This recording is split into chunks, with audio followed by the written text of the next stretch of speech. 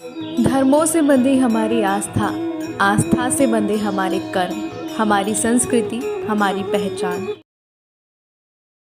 आज हम आपको इस वीडियो में माता संतोषी की कथा के बारे में बताने जा रहे हैं।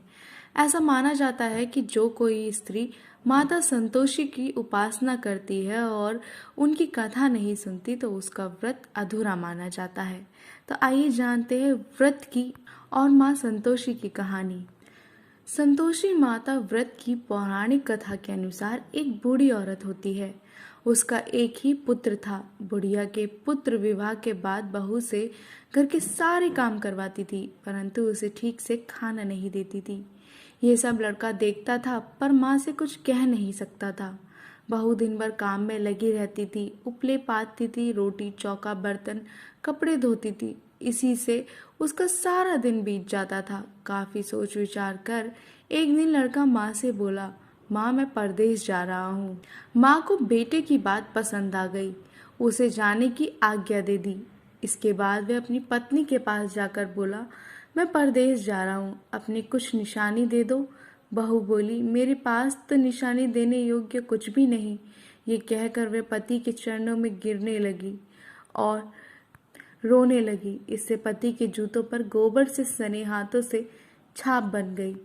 पुत्र के जाने के बाद सास के बहू पर अत्याचार बढ़ गए। एक दिन बहू दुखी हो मंदिर चली गई। वहां उसने देखा कि बहुत सी स्त्रियां पूजा कर रही थीं। उसने स्त्रियों से व्रत के बारे में जानकारी ली तो वे बोली कि हम संतोषी माता का व्रत कर रही हैं। इससे सभी प्रकार के कष्ट दूर हो जाते हैं और पापों का नाश होता है। शुक्रवार को नहा धोकर एक लोटे में शुद्ध जल लें, गुड़ चने का प्रसाद लेना तथा सच्चे मन से माँ का पूजन करना चाहिए। खटाई भूलकर भी मत खाना, ना ही किसी को खाने के लिए देना। एक वक्त भोजन करना। व्रत विधान सुन अब वह प्रति शुक्रवार शाम में व्रत करने लगी। माता की कृपा से कुछ दिनों के बाद पति का पत्र आया। कुछ दिनों बाद पैसे भी आ गए। उसने प्रसन्न मन से फिर व्रत किया तथा मंदिर में जा अन्य स्त्रियों से बोली, संतोषी माँ की कृपा से हमें पति का पत्र तथा रुपए आए हैं। अन्य सभी स्त्रियां भी श्रद्धा से व्रत करने लगी। बहू ने कहा, हे माँ, जब मेरी पति घर आ जाए तो मैं तुम्हारे व्रत का उद्यापन करूंगी। अब एक रात संतोषी माँ ने उसके पति को स्वप्न दिया और कहा कि तुम अपने घर क्यों नहीं जाते हो। तो वह कहने लगा, सेठ का सारा सामान अभी बिका नहीं है, रुपए भी अभी नहीं आए हैं। उसने सेठ को स्वप्न की सारी बात कथा कह दी और घर जाने की इजाजत मांगी, पर सेठ ने इनकार कर दिया। माँ की कृपा से कई व्यापारी आए, सोना चांदी तथा अन्य सामान खरीद कर ले गए। कर्जदार भी रुपए लौटा गए। अब तो साहूकार ने उसे घर जाने की इजाजत भी दे दी। घर आकर पुत्र ने अपनी माँ व पत्नी को बहुत सारे रुपए दिए। पत्नी ने कहा कि मुझे संतोषी माता के व्रत का उद्यापन करना है। उसने सभी को न्योता दिया, उद्यापन की सारी तैयारियां की।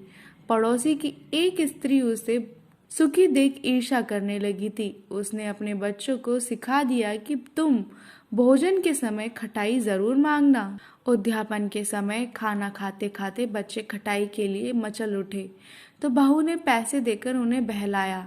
बच्चे दुकान से उन पैसों की इमली खटाई खरीद कर खाने लगे तो बहू पर माता ने कोप किया।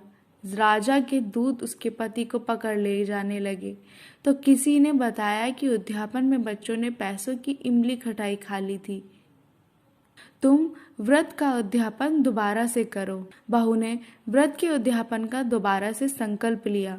संकल्प के बाद वह मंदिर से निकली तो राह में पति आता हुआ दिखाई दिया। पति बोला, इतना धन जो कमाया है उसका कर राजा ने मांगा था। अगले शुक्रवार को उसने फिर विधिवत व्रत का उद्यापन किया। इससे संतोषी माँ प्रसन्न हुई। 9 माह बाद चांद सा सुंदर पुत्र हुआ। अब सास बहू तथा बेटा माँ की कृपा से आनंद से रहने लगे। यदि आप भी माता संतोषी के भक्त हैं तो हर बार व्रत रखते समय माता की कथा सुनना जरूरी है। कहा जाता है, कथा सुनने से भक्ति में बढ़ोतरी होती है। भक्ति भाव से माँ प्रसन्न होती हैं और अपने भक्त पर अपनी कृपा सदा बनाए रखती हैं। कैसी लगी आपको हमारी ये कहानी, हमें कमेंट बॉक्स में लिख के ज़रूर बताएं। धर्मों से बंधी हमारी आस्था, आस्था से बंधे हमारे कर्म, हमारी संस्कृति हमारी पहचान। सब्सक्राइब करिए किस्मत रहस्य।